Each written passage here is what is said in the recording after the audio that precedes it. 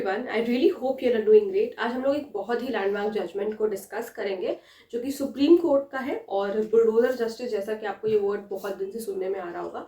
आज हम लोग देखेंगे कि सुप्रीम कोर्ट ने इसमें जजमेंट क्या दिया और किस रीजंस की वजह से उन्होंने वो जजमेंट दिया है, क्या गाइडलाइन सुप्रीम कोर्ट ने इसमें दी है और किन रीजंस की वजह से उन्होंने वो गाइडलाइन दी। ठीक है, सबसे बड़ी बात तो सुप्रीम कोर्ट ने इस पर्टिकुलर जजमेंट में ये कही कि एग्जीक्यूटिव इज इन द जज। एग्जीक्यूटिव पार्ट जो है हमारे ऑर्गन का, हमारे उसका, वो इट इज नॉट द जज। ठीक है, एग्जीक्यूटिव जज नहीं है तो वो अपनी मनमर्जी नहीं चला सकते। बेसिकली कहने का मतलब ये है। देखिए, जस्टिस B.R. गवाई and K.V. Viswanathan held that state authorities cannot determine the guilt or innocence of an accused person and demolish the house of such person as punishment. Justice ने कहा कि यहाँ पर स्टेट अथॉरिटीज जो है वो decide नहीं करेंगी कि कोई जो अक्यूज्ड पर्सन है वो कितना गिल्टी है या वो कितना इनोसेंट है। वो ये चीज डिसाइड करके घर को डिमोलिश, किसी के घर को गिरा नहीं सकती, किसी के घर को डिमोलिश नहीं कर सकती है। The responsibility to determine the guilt of a person and punish him vest with the judiciary. भाई ये जुडिशरी का काम है, किसी को दोष मुक्त करना या किसी की दोष सिद्धि करना, गिल्ट का, किसी को गिल्टी ठहराना, किसी को कन्विक्ट करना, ये सब जुडिशरी का काम है। ये काम आपका एग्जीक्यूटिव नहीं कर सकता या स्टेट अथॉरिटीज नहीं कर सकती। If a property is demolished only because person is accused, अगर प्रॉपर्टी सिर्फ इस वजह से डिमोलिश करी जा रही है कि वो पर्सन अक्यूज्ड है, इट इज होली अनकॉन्स्टिट्यूशनल। ये अनकॉन्स्टिट्यूशनल है। Executive can not determine who is guilty. Executive ये बात डिसाइड नहीं करेगा कि कौन गिल्टी है। And can not become a जज। वो उस जगह पर वहां पर जज बन करके नहीं बैठ जाएंगे ये पता करने के लिए, ये डिसाइड करने के लिए वो कि कोई इंसान गिल्टी है या फिर नहीं है। And such an act will be transgressions of limits, मतलब कि आपने अपनी लिमिट्स को एक्सीड कर दिया है। एग्जीक्यूटिव ने अपनी लिमिट को एक्सीड कर दिया है ये सारे काम करके। ठीक है, The chilling side of bulldozer reminds that constitutional values and ethos do not allow such abuse of power. ये जो chilling side हो रहा है बुलडोजर का, किसी के भी घर पे बुलडोजर चला दिया जा रहा है, सुप्रीम कोर्ट का कहना है ये हमें ये याद दिला रहा है कि कहीं ना कहीं ये सारी चीजें अनकॉन्स्टिट्यूशनल हो रही हैं। The court said, ठीक है, bulldozer action also cannot be against someone who is convicted of a crime. Bulldozer का ये जो एक्शन है, किसी का घर गिराया जा रहा है, भले ही वो इंसान कन्विक्टेड है लेकिन आप उसका घर नहीं गिरा सकते हो। ठीक है, to sense such an action by the executive will be illegal. जो ये executive का ये action है ये illegal होगा। will amount to taking the law into their hands होगा, आई गेस यहाँ पर है ना, लॉ होगा यहाँ पर into their hands। ये वाली जो PDF है इसको मैं आप टेलीग्राम चैनल पे अपने अपलोड कर दूंगी। मेरा टेलीग्राम चैनल है सौम्या सिंह के नाम से। बहुत लोगों को नहीं मिल रहा है लेकिन जनरली वो चैनल मिल जाता है। ठीक है, और जिनको नहीं मिल रहा है वो कम्युनिटी पोस्ट पर जाकर के देख सकते हैं। प्रीवियस जो पोस्ट है उसमें मैंने लिंक डाला हुआ है, वहां से जाकर के आप ज्वाइन कर सकते हैं। तो मेरी क्लास की जो भी PDF होती है मैं जनरली वहीं पर अपलोड करती हूँ। ठीक है, कमिंग बैक टू टॉपिक, तो taking the law into their hands, इस तरीके का काम ये इलीगल होगा। Further demolishing the house of person, ये जो आप घर को गिरा रहे हो किसी के, ये right to shelter which is guaranteed under article 21, ये इसको भी आप वायलेट कर रहे हो। इंसान की फंडामेंटल राइट्स को आप वायलेट कर रहे हैं। Also becomes a collective punishment against family members of such accused person, the court noted. Then state cannot replace judiciary in performing core functions and will be wholly unjust if state demolishes such properties without following the due process of law. अब due process of law बिना follow किए हुए किसी की भी property को state गिरा नहीं सकता जब तक कि सुप्रीम कोर्ट का ऐसा कहना ना, जब तक कि कोर्ट्स का ऐसा कहना ना, ये काम जुडिशरी का है। क्योंकि if the executive in an arbitrary manner demolishes property of a person, अगर ये executive इसी तरीके से arbitrary manner में काम करेगा और demolish करता रहेगा property person की, only on the basis that person is accused of crime, it violates the separation of powers। भाई separation of powers है, अलग अलग है तीनों organs, आप mix नहीं कर सकते हो, है ना। आप लेजिस्लेचर, आप एग्जीक्यूटिव, आप जुडिशरी को मिक्स नहीं कर सकते। और अगर इस तरीके का काम हो रहा है तो सेपरेशन ऑफ पावर्स कहाँ हुई? तो फिर स्टेट ही डिसाइड करेगा सारी चीजें, एग्जीक्यूटिव ही डिसाइड करेगा सारी चीजें। ये सारी बातें यहाँ पर कही गई हैं। आर्टिकल 142 का पूर्णतः इस्तेमाल किया गया है इस पर्टिकुलर केस में। आर्टिकल 142 कॉन्स्टिट्यूशन का कंप्लीट जस्टिस करने को कहता है सुप्रीम कोर्ट को। सुप्रीम कोर्ट इसमें कंप्लीट जस्टिस कर सकती है। Article 142 of constitution of India gives the Supreme Court of India the power to make orders and pass decrees to complete justice in any pending matter. Complete justice, वो कुछ भी कर सकते हैं। मतलब समझिए ये इतनी महत्वपूर्ण और इतनी शक्तिशाली पावर है पावर वैसे भी शक्तिशाली होती है अगर किसी के भी हाथ में है तो। मतलब ये इतनी इंपॉर्टेंट पावर है कि अगर सुप्रीम कोर्ट चाहे तो किसी को भी उठवा सकती है, इस पावर को यूज करके किसी को उठवा सकती है, कोई भी डॉक्यूमेंट प्रोड्यूस करवा सकती है आर्टिकल 142 का यूज करके, ठीक है।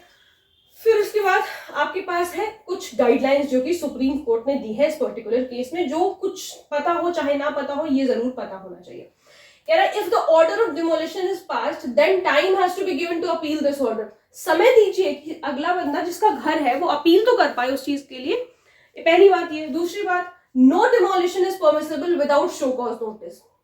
आप डिमोलिशन नहीं कर सकते, आपको कारण बताओ वाला नोटिस जो है वो पहले सर्व करना होगा।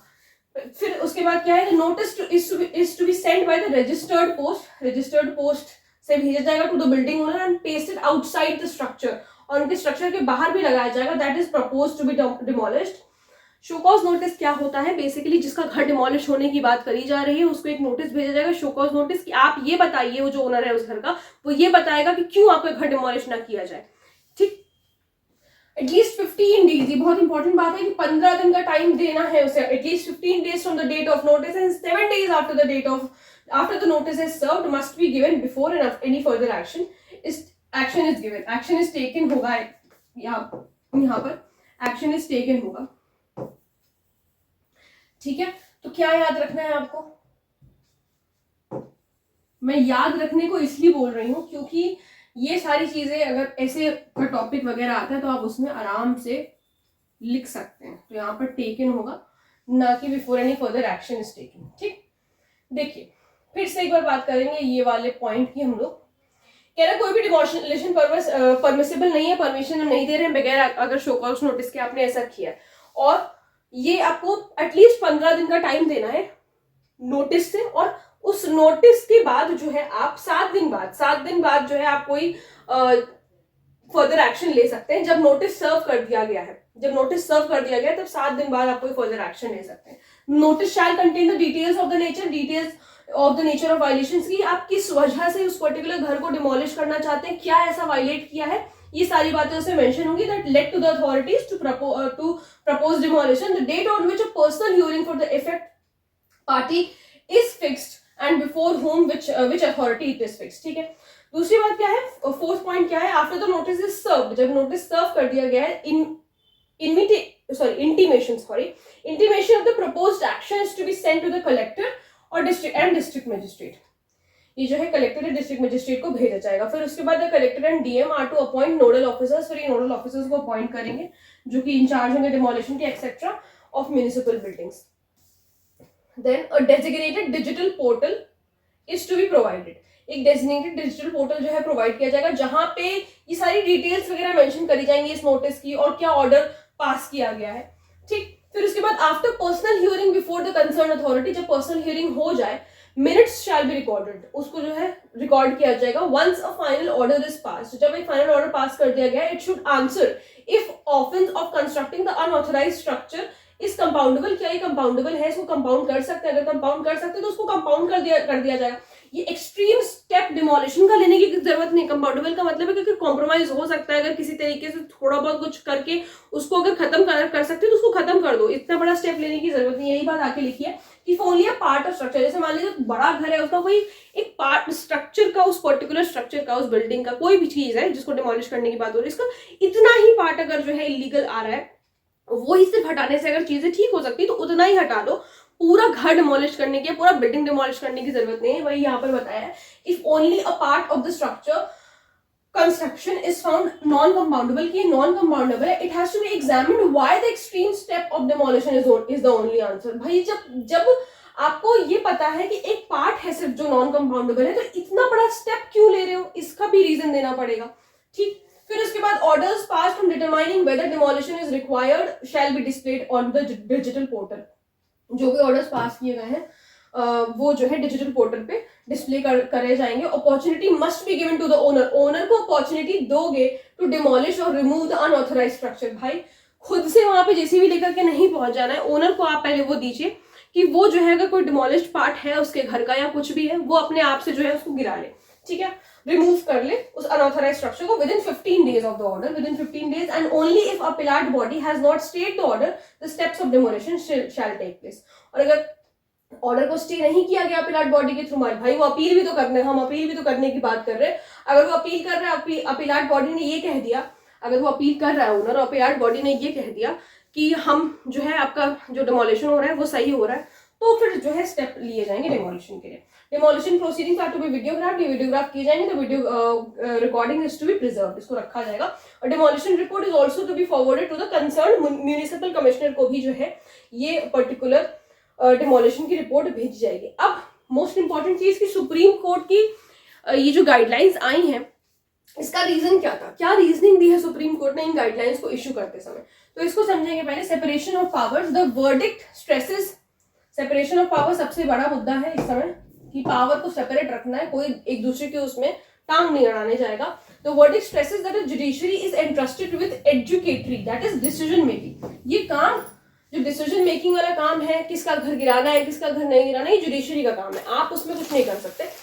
डिसीजन मेकिंग पावर जो है वो जुडिशरी के पास है to decide if an accused person is guilty, कौन गिल्टी है, and whether any organs of the state have transgressed their limit, मतलब जितनी पावर उनको मिली है क्या वो पावर को आगे बढ़ाते हुए अपनी लिमिट्स को कुछ एक्सीड किया है क्या. The judiciary then ask, can the officers of the state government take upon themselves the educatory functions and without a person undergoing a trial be inflicted with a punishment of demolition of his properties. Supreme Court ने फिर state government के officers हैं उनसे ये सवाल किया कि क्या अपने ऊपर आप सारे एजुकेटरी फंक्शंस ले लोगे, सारे डिसाइसिव जो पावर्स है वो सारे आप अपने ऊपर ले लोगे. It would be wholly impermissible, ये परमिशन हम इस बात की नहीं देते for the state to decide that demolition can be a punishment. Demolition एक पनिशमेंट नहीं हो सकती किसी अक्यूज्ड पर्सन की. According to the Supreme Court it is said that executive can not replace the judiciary in performing its core functions. यहाँ पर executive replace नहीं कर सकती किसी भी तरीके से जुडिशरी को अपने कोर फंक्शंस को परफॉर्म करने के लिए.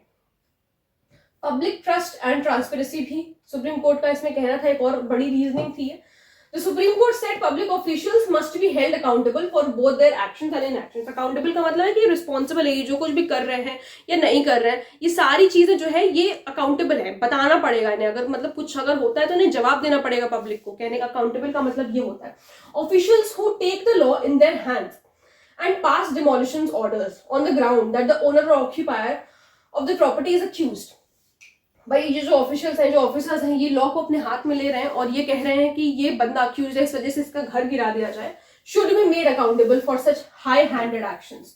ये जो इतना बड़ा काम इन्होंने किया इसके लिए इनको अकाउंटेबल होना होगा, जवाब देना होगा कि इन्होंने ऐसा क्यों किया. According to the court, the Supreme Court said the guidelines are necessary to ensure, ये जरूरी है that the government acts in a transparent manner. Transparency रखिए भाई, सब जो है पब्लिक को पता हो ये सारी बातें, and hold them accountable when they don't. और जब वो ऐसा अकाउंटेबिलिटी नहीं दिखा रहे हैं तो उनको तब अकाउंटेबल बनना पड़ेगा इस बात के लिए. Then the third thing is right to shelter, most important thing. Article 21 violate हो रहा है भाई. The Supreme Court noted that the accused is not the only one who lives और owns such property. Supreme Court ने कहा कि अक्सर मतलब सुप्रीम कोर्ट के नॉलेज में ये बात आई कि सिर्फ अक्यूज्ड एक ऐसा पर्सन नहीं है जिसके पास इस तरीके की प्रॉपर्टीज है. It highlighted that the right to life with dignity under Article 21 of the Constitution includes the right to shelter. यहाँ पर right to shelter भी आ रहा है. Depriving this right of the other innocent people living in the same house as the accused would be wholly unconstitutional.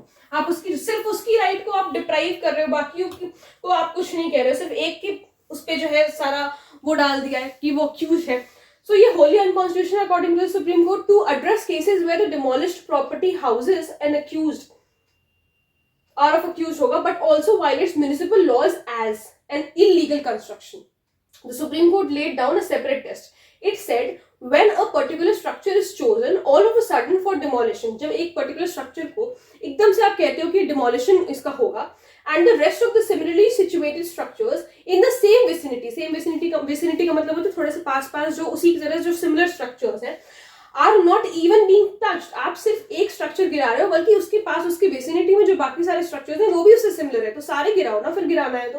So it can be presumed that the real motive जो था वाकई में जो क्यों आप इस तरीके का काम कर रहे हो, was to penalise the accused. यहाँ पर आप अक्यूज्ड को पेनलाइज करना चाह रहे हो, उसको पनिशमेंट देना चाह रहे हो, not to remove an illegal construction. यहाँ पर आप इलीगल कंस्ट्रक्शन को डिमोलिश नहीं कर रहे हो, बाकी आप पीनलाइज कर रहे हो अक्यूज्ड को, जो काम फिर हम वही घूम कर आ गए हैं वहीं पर, सेपरेशन ऑफ पावर्स, जो काम आपका नहीं है, जो काम स्टेट अथॉरिटीज का नहीं है बल्कि जुडिशरी का है। ठीक है, तो ये था आज का मोस्ट इंपॉर्टेंट हॉट टॉपिक।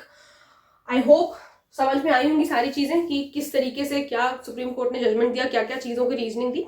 ये वाली जो पीडीएफ है आप लोगों को टेलीग्राम चैनल पे मिल जाएगी। ठीक है, और अगर कोई डाउट है, कोई क्वेरी वगैरह, तो आप लोग मुझसे कमेंट सेक्शन में पूछ सकते हैं। मिलते हैं नेक्स्ट वीडियो में। Thank you so much.